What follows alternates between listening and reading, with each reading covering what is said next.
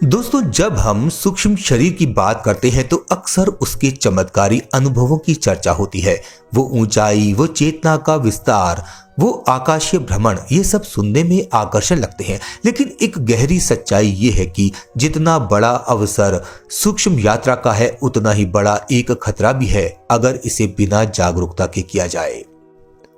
ध्यान और साधना के माध्यम से जब कोई व्यक्ति सूक्ष्म शरीर में प्रवेश करता है तो वह केवल सुंदर लोकों का ही अनुभव नहीं करता, वह एक बहुत बड़े विविध रहस्यमय और ऊर्जा से भरे ब्रह्मांड में प्रवेश करता है, जहां सब कुछ नियमों से चलता है और जहां अगर कोई चूक हो जाए तो उसका असर सीधा आपके मानसिक, भावनात्मक और कभी कभी भौतिक जीवन पर भी हो सकता है। सबसे पहला खतरा असंयम और जल्दबाजी का। बहुत से लोग सूक्ष्म यात्रा को एक खेल समझ लेते हैं। उन्हें लगता है कि एक बार ध्यान लगाया, अनुभव आया और बस उड़ चले। लेकिन सूक्ष्म यात्रा आत्मा का विज्ञान है। यदि मन पूरी तरह शांत नहीं है, यदि इरादे पवित्र नहीं है, तो कुछ भी दिखाई नहीं देगा। वह भ्रम भी हो सकता है, भ्रमित करने वाला भी। सूक्ष्म दुनिया में केवल दिव्य शक्तियां नहीं है, वहां अधोगामी ऊर्जा भी है। वहां ऐसी चेतनाएं भी हैं जो भ्रम उत्पन्न कर सकती हैं। यदि साधक में लोभ, अहंकार, शक्ति की भूख और सिद्धि प्राप्त करने की जल्दबाजी है तो वह इन ऊर्जाओं की आकर्षण में आ जाता है। वे अपनी यात्रा को मोड़ सकती हैं, आपकी यात्रा को मोड़ सकती हैं, आपको गलत मार्ग पर ले जा सकती हैं। आपको ऐसा लग सकता है कि आप गुरु बन गए हैं, लेकिन वास्तव में आप केवल एक आत्मिक छलावे में हैं। दूसरा बड़ा खतरा शरीर और मन पर प्रभाव। जब आप सूक्ष्म शरीर की यात्रा करते हैं तो आपका शारीरिक शरीर स्थिर अवस्था में होता है। यदि आपने यात्रा के दौरान ऊर्जा की रक्षा नहीं की या यदि बीच में भय उत्पन्न हुआ तो शरीर पर कंपन, थकावट, सिरदर्द और अनियंत्रित भावनाएं आ सकती हैं। कुछ लोग यात्रा के बाद बहुत अधिक थक जाते हैं क्योंकि उन्होंने ऊर्जा को सही तरीके से संरक्षित नहीं किया। कुछ लोग रातों को ठीक से सो नहीं पाते क्योंकि सूक्ष्म जगत की जानकारी उनकी चेतना को झकझोर देती है। इसीलिए जरूरी है कि यात्रा से पहले और बाद में शरीर, श्वास और मन को संतुलन में लाया जाए।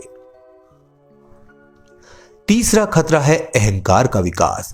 जब कोई व्यक्ति सूक्ष्म यात्रा में कुछ दिव्य अनुभव देखता है, जैसे दिव्य प्रकाश या पूर्वज या किसी देव का दर्शन, तो एक सूक्ष्म अहंकार जागता है। उसे लगता है मैं विशेष हूं, मुझे ये सब दिखाई देता है, बाकी लोग तो कुछ जानते ही नहीं। यही साधना की दिशा पलट जाती है। अब आत्मा नहीं, अहंकार यात्रा करता है और जो अनुभव आने चाहिए थे वे रुक जाते हैं। अहंकार सूक्ष्म ऊर्जा को बंद कर देता है और व्यक्ति भीतर से सूखा सूखा हो जाता है। एक और सावधानी, सूक्ष्म यात्रा के अनुभवों को तुरंत दूसरों को बताना। कई लोग यात्रा के बाद दौड़ते हैं दूसरों को बताने की उन्हें क्या दिखा, लेकिन सूक्ष्म यात्रा बहुत ही नाजुक और निजी होती है। जैसे बीज को जब बोया जाता है तो वह मिट्टी में चुपचाप अंकुरित होता है।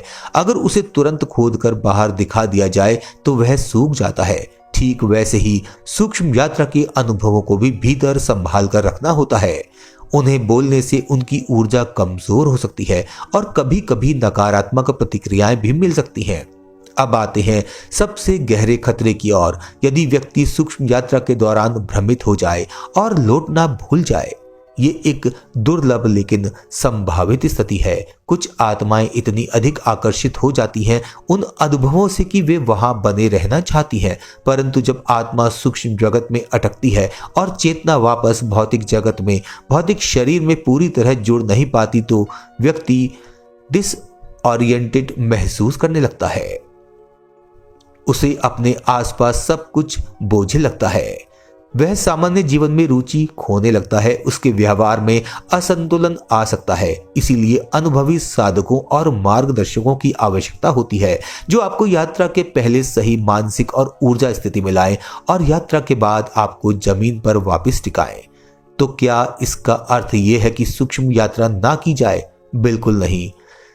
सूक्ष्म शरीर की यात्रा आत्मा का उपहार है, लेकिन ये यात्रा केवल शक्ति प्रदर्शन या जिज्ञासा से नहीं, बल्कि विनम्रता, साधना, संयम और आत्मिक उद्देश्य से की जानी चाहिए।